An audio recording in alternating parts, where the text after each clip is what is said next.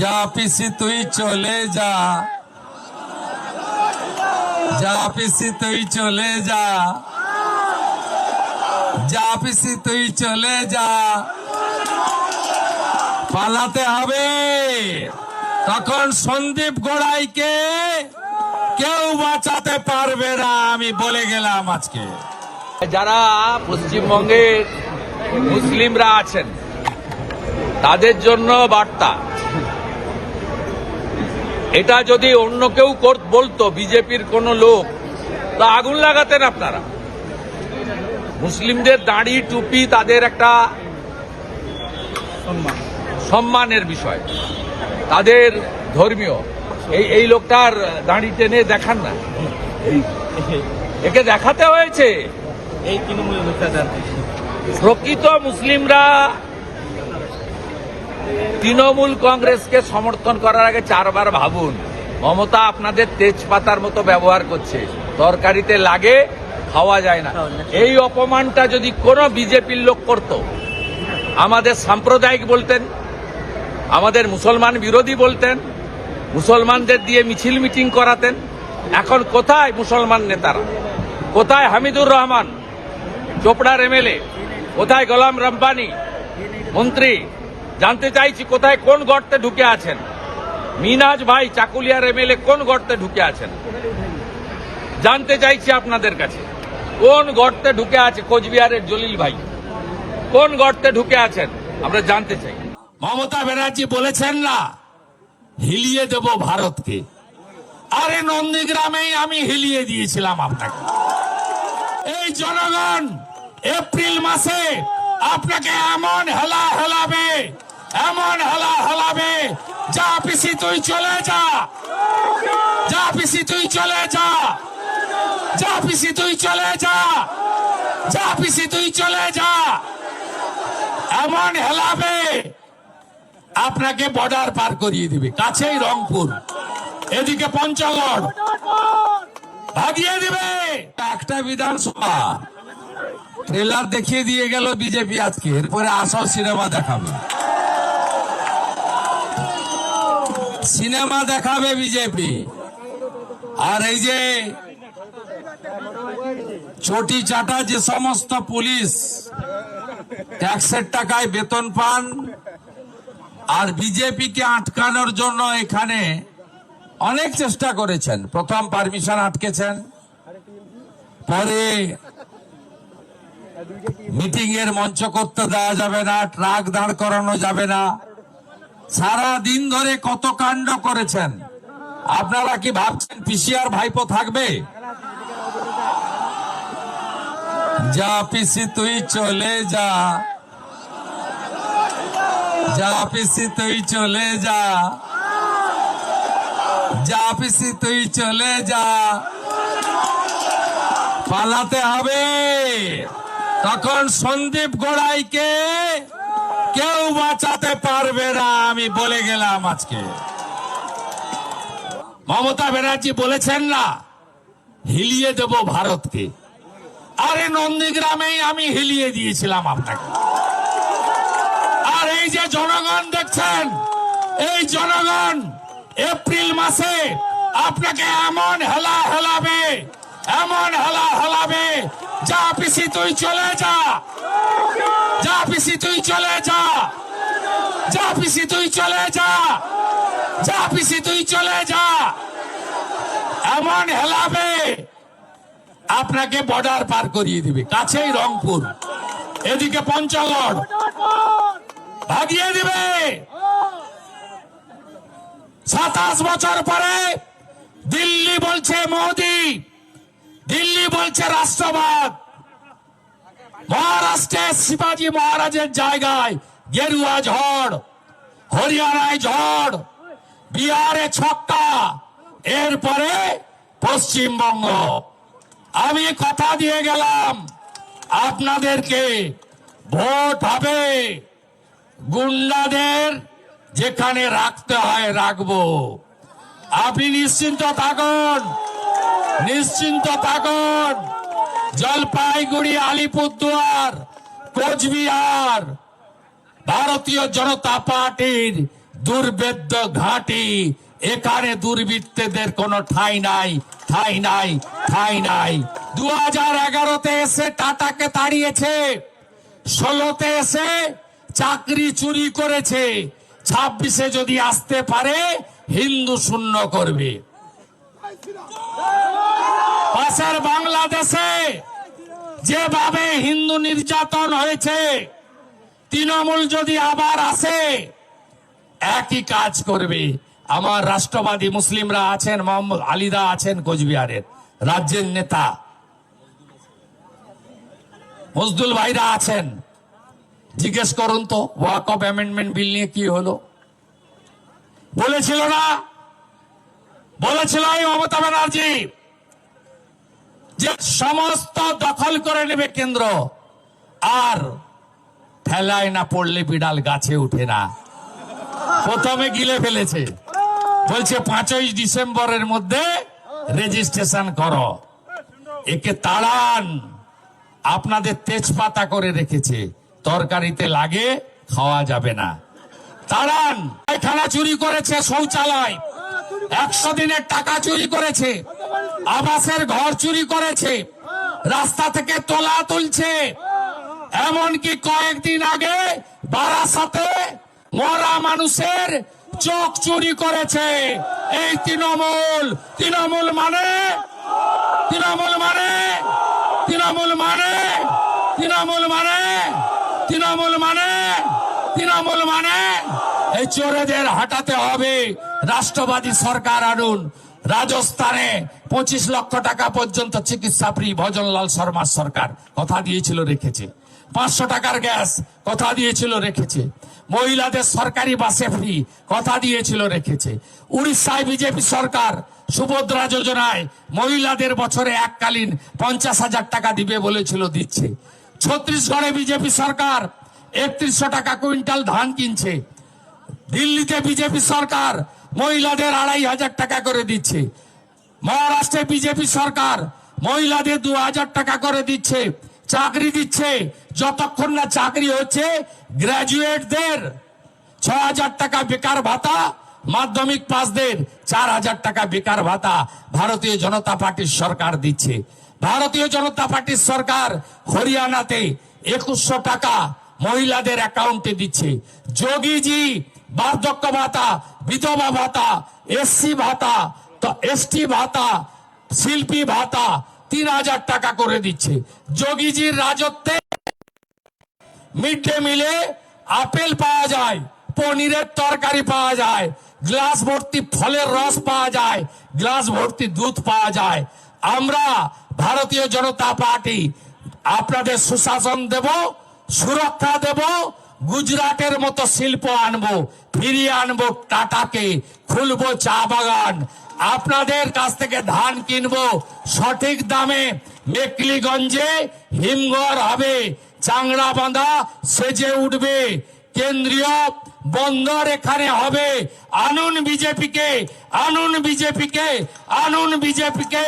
হেমন্ত বিশ্ব শর্মা পারলে, যোগীজি পারলে পশ্চিমবঙ্গ পারবে। তাই সবাই ধীরে ধীরে বাড়ি ফিরে যান। নড়ছেন তো না, টাইম তো শেষ, আবার দেখা হবে, ভোট অনেক বাকি। এখন একটাই কাজ, এসআইআর ঠিক করে করতে হবে। বিএলএ টুরা আছেন তো? যদি মৃত নাম থাকে 7 নম্বর ফর্মে অবজেকশন, যদি নাম কেটে দেয় 8 নম্বরে শিফট করুন, যদি নতুন ভোটার থাকে 6 নম্বরে আবেদন করুন 9 ডিসেম্বরের পরে। এইটুকু বলে আপনাদের বন্ধু শুভেন্দু আপনাদের সঙ্গে আছে, থাকবে। আমি মুর্শিদাবাদে দাঁড়িয়ে মুসলিমদেরকে ধন্যবাদ দিয়েছি যে তারা সিএ এর সময় মমতা ব্যানার্জি এনআরসি বলে আগুন লাগিয়েছিলেন, গোটা বাংলায় হাজারদুয়ারি এক্সপ্রেস পুড়িয়ে দিয়েছিল। এবারে মমতা ব্যানার্জি এসআইআর কে এনআরসি বলেছিল, কিন্তু মুসলিমরা সেই ফাঁদে অনেকেই পা দেয়নি, আর তারা বুঝেছে মমতা ব্যানার্জি একটা মিথ্যাবাদী। ওয়াকফ অ্যামেন্ডমেন্ট বিল নিয়ে তৃণমূলের দ্বিচারিতা, মমতা ব্যানার্জির মিথ্যাচার, আজকে ওয়াকফ অ্যামেন্ডমেন্ট বিলের প্রয়োজনীয়তা, অসহায় গরিব মুসলিম মহিলা এবং যারা এতিম অনাথ তাদের জন্য নরেন্দ্র মোদীজির সরকারের ওয়াকফ প্রপার্টিকে একটা সুন্দর ব্যবস্থাপনার মধ্যে সরকারি ব্যবস্থাপনার আনার যে উদ্যোগ, এটাকে সবাই সমর্থন করেছে।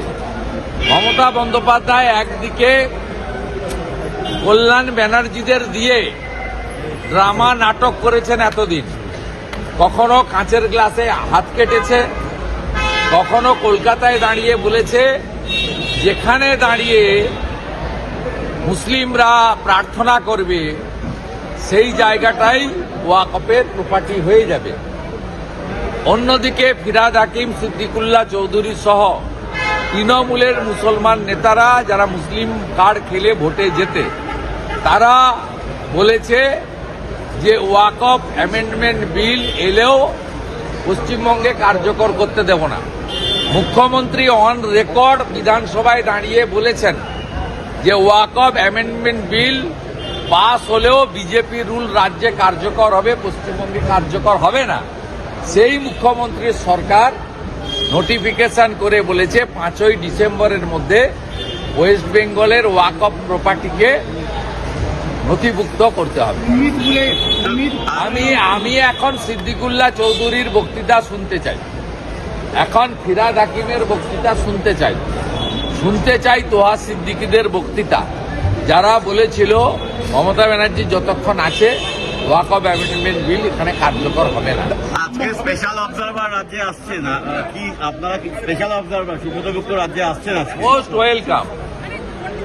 ওয়েলকাম। যে অফিসারদেরকে দিয়েছে, এই অফিসারদের মমতা ব্যানার্জি কাজ করতে দেয়নি। এরা যোগ্য আইএস, এদেরকে সরিয়ে রাখা হয়েছে। সঞ্জয় মিত্র, সুব্রত গুপ্তর মতো আধিকারিকদেরকে দিল্লিতে আপনার যেতে বাধ্য করা হয়েছে। দে আর মোস্ট এফিসিয়েন্ট।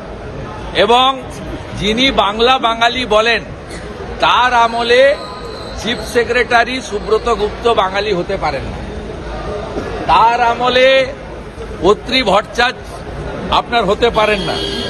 তার আমলে হরিকৃষ্ণ দ্বিবেদী, মনোজ কন্ত্রাই হন। সঞ্জয় মুখার্জি ডিজি হন না, ডিজিপি করতে হয় রাজীব কুমারকে। অতএব এই যে টিম ইলেকশন কমিশন দিয়েছে, এরা অত্যন্ত এফিসিয়েন্ট অফিসার। ইমিডিয়েট ব্লক অফিসগুলোতে, বিডিও অফিসগুলোতে যাওয়া উচিত আমার সাজেশন এবং অনুরোধ।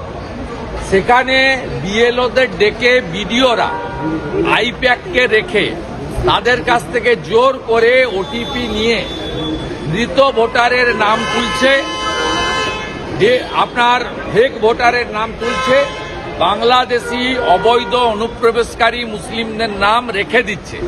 সেই কারণে 6,40,00,000 মধ্যে মাত্র 27.5 লক্ষ নাম এখন অবধি বাদ গেছে, আর মাত্র 1,20,00,000 ডিজিটাইজেশনের বাদ আছে। কিন্তু আমি বলিনি যে এটা শুরু। আগামী 2 মাসে এই ভোটার তালিকাকে পরিচ্ছন্ন করার ক্ষেত্রে 51,083 বিজেপি BLA-2 লড়াই করবে, আর এই অফিসাররাও নজরদারি করবে। Hope for the best. কলকাতায় পুরসভা বার্থ সার্টিফিকেটে ক্যাম্প করছে, কোথাও কি মনে হচ্ছে এই নথি পাইয়ে দিতে এই বাড়তি ক্যাম্প? নথি দিলেও লাভ হবে না, কারণ ইলেকশন কমিশনের AI স্ক্যান যদি তারা করে, ধরা পড়বেই, চোর ধরা পড়বে। ইলেকশন কমিশনকে অনুরোধ করব AI স্ক্যানের মধ্য দিয়ে যেন পুরো বিষয়টা প্রসেস হয়। ইলেকশন কমিশনের কালকের 2টো অর্ডার ওয়েস্ট বেঙ্গল মানুষের কাছে আসার আলো দেখছে। এক, special observer appoint. Second thing হচ্ছে ডিজিপি কে ডাইরেকশন, আর্ম সিকিউরিটি ফোর্সেস বিএলওদের দিয়ে প্রোটেকশন দিতে হবে। বিএলওদের এই দুটো লেখাপত্রের বাড়িতে এড়িয়ে গেছিলেন এবং তার চতুর্থ চিকিৎসার দায়িত্ব নেবেন বলেছেন সন্দেশখালীতে। ও হারবে। সন্দেশখালীতে তৃণমূল কংগ্রেস একটা ঘৃণিত পার্টি হিসেবে প্রমাণিত। 7,800 ভোটে লিড আছে বিধান লোকসভাতে সন্দেশখালীতে। সন্দেশখালীর মহিলাদের উপর অত্যাচার এবং শাহজাহান মডেল ক্যাঙ্গারু কোর্ট, এটা কোনো মহিলা ভুলে যায়নি। আগামী বিধানসভা নির্বাচনে হিঙ্গলগঞ্জ, সন্দেশখালী এই সিটগুলোতে যেখানে মুসলিম জনসংখ্যা কম, এসসি এসটি জনসংখ্যা বেশি, বাঙালি হিন্দুরা বেশি আছে, এই আসনগুলো नरेंद्र मोदी जी मनोनीत बीजेपी प्रार्थीराई पाবে। दादा, चीफ इलेक्शन कमीशन का जो रोल है, यहाँ पे स्टेट मशीनरी इस्तेमाल किया जा रहा है, एसआईआर को लेके काफी सवाल उठ रहा है कि डिस्टर्बेंसेस हो रहा है, तो इलेक्शन कमीशन का रोल को लेकर आप कितना सेटिस्फाइड हैं? इलेक्शन कमीशन का रोल और भी थोड़ा तेज होने चाहिए था, लेकिन इलेक्शन कमीशन जो डिपेंड कर रहा है स्टेट मशीनरी के ऊपर, स्टेट मशीनरी सीधा सीधा धांधली का साथ जुड़ा हुआ है, मिला भगत है। चीफ सेक्रेटरी मनोज पंत खुद डीओ, ईआरओ, एईआरओ फोन कर करके वो गलत तरीके से death voter, duplicate voter, fake voter और बांग्लादेशी घुसपैठिया, ये लोग का नाम वोटर लिस्ट में रखने के लिए सीधा इंस्ट्रक्शन दे रहा है। इसलिए इलेक्शन कमीशन काल जो कदम उठाया, ये पश्चिम बंगाल का एडमिनिस्ट्रेशन को उसको नजरअंदाज करते हुए सीधा स्टेट में ऑब्जर्वर और हर जोन में ऑब्जर्वर दिया है। इसका नतीजा अच्छा है। इसका साथ साथ भारतीय जनता पार्टी का इस बार हाईएस्ट नंबर BLO2 हम लोग अपॉइंट किया है। आपको मालूम है बंगाल में 80,000 बूथ में 6,000 मुस्लिम बूथ है और भी 8,000 मिक्स्ड बूथ है, वहाँ मुस्लिम ज्यादा है। इसलिए 14,000 बूथ में बीजेपी का मुस्लिम वर्कर ज्यादा नहीं है। बाकी जो बूथ है उसमें इतना संतरास की वातावरण है, उसका बाद भी डराने का काम कर रहा है। 51,083 BJP BLO2 are working in every booth. It's a very good signal. हम लोग का यही उम्मीद है 4 तरीके से नाम वोटर लिस्ट में नहीं रहेगा, एक डेड वोटर, एक डबल ट्रिपल एंट्री वोटर, तीसरा फेक वोटर, चौथा बांग्लादेशी मुस्लिम रोहिंग्या घुसपैठिया। जो हिंदू आया है वो शरणार्थी है, वो CAA में अप्लाई करे, उनका सिटीजनशिप मिलेगा, वोटर तालिका में नाम भी रहेगा। और जो बांग्लादेशी मुस्लिम घुसपैठिया है वो भारतीय नागरिक नहीं है, उनका नाम नहीं रहेगा। वो 9 तारीख ड्राफ्ट वोटर लिस्ट पब्लिश होने का बाद फॉर्म 6, 7, 8 के अंदर जो कार्रवाई करना चाहिए as a big political party जिसका पास 2,33,27,000 पश्चिम बंगाल के मतदाता का समर्थन है, वो हम लोग जो करना है करूंगा। साफ सुथरा वोटर लिस्ट होगा तो चुनाव होगा, साफ सुथरा वोटर लिस्ट नहीं होगा तो चुनाव नहीं होगा, और चुनाव अप्रैल में नहीं होगा तो सरकार नहीं बनेगा, सरकार नहीं बनेगा तो संविधान में लिखा हुआ है। इसका नतीजा क्या है, उसका किसी को मांग करने की जरूरत नहीं होगा, अपने आप राष्ट्रपति शासन चालू हो जाएगा। আপনারা 1 কোটি নাম বাদ যাবে বলেছিলেন, বাস্তবে 1/3 নামও এখনো বাদ যায়নি। আপনাকে ভাবতে হবে না, কোথাও কি মনে হচ্ছে It's তৃণমূলের a চাপ? early morning, it's a dawn. Now 6 AM voter list का बारी में अभी এখন 6টা বাজে, ভোর 6টা, সূর্য ঠিক মতো উঠেনি। Wait please, wait please wait. 7 ফেব্রুয়ারি আপনারা দেখবেন পশ্চিমবঙ্গে ভোটার তালিকায় কি আছে দেখেন। এসআইআর বন্ধ করতে চিফ ইলেকশন কমিশনের কাছে তৃণমূলের একটা প্রতিনিধি দল গেছিল, পা ধরতে গেছিল। মমতা 10 জন এমপিকে পাঠিয়েছিল জ্ঞানেশ কুমারের পা ধরতে। এসআইআর কি বন্ধ হবে না? পারবে না। No SIR, no election. আপনার বিজেপির কোনো মাথা ব্যথা নেই। বিজেপি সাফ সুতরা ভোটার লিস্টের পক্ষে।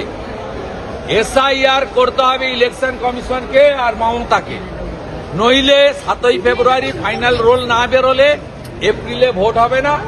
এপ্রিলে ভোট না হলে সংবিধানে লেখা আছে 5ই মে 2026 মধ্যে পশ্চিমবঙ্গে মুখ্যমন্ত্রী এবং গভর্নমেন্ট না হলে কি হবে, ওটা লেখা আছে সংবিধানে।